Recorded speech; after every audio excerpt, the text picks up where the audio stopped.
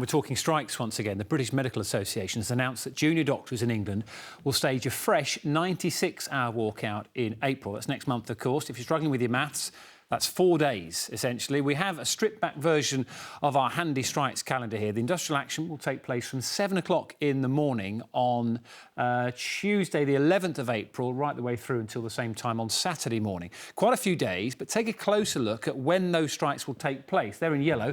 That's Good Friday.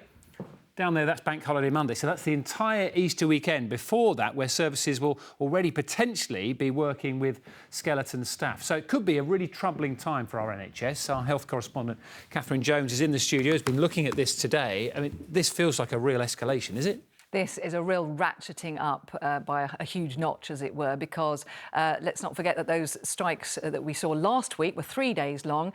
And although we generally go to film the picket lines at hospitals, it cuts right across the NHS in England. So everything from mental health units to community services to GP surgeries, because actually GPs in training, who take on a lot of the workload in primary care, they are also junior doctors. That strange term that actually means every doctor who's qualified who isn't a consultant, a specialist or a GP.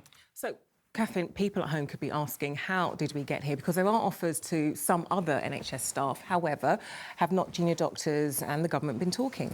Well, yesterday afternoon there was a meeting between the British Medical Association, the Doctors' Union, and the Health Secretary, Steve Barclay. It was to explore the possibility of talks, but it clearly did not go well, because here's what the government said about it today.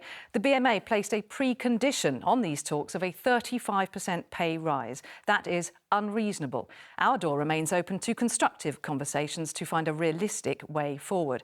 Now, earlier I put that very point that demanding a 35% pay rise as a precondition to talks was pretty unreasonable. I put that point to one of the doctors who was at that meeting, and here's his side of things.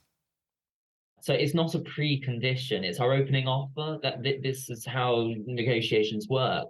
We've laid out our position to them very clearly. And it was really frustrating because at that meeting yesterday, he had nothing to offer. He had nothing to work with or work around. And it's impossible to have a negotiation when the other side of the table may be physically present for once, but not actually have their position present. It's unworkable.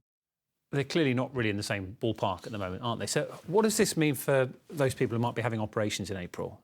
It's bad news, I'm afraid. The NHS Confederation, which represents health service bosses, said today that the impact of last week's 3-day strike was greater than all the other strikes we've seen combined. And they estimate that this new wave of strikes could mean that as up to 250,000 operations and appointments may need to be postponed. Wow.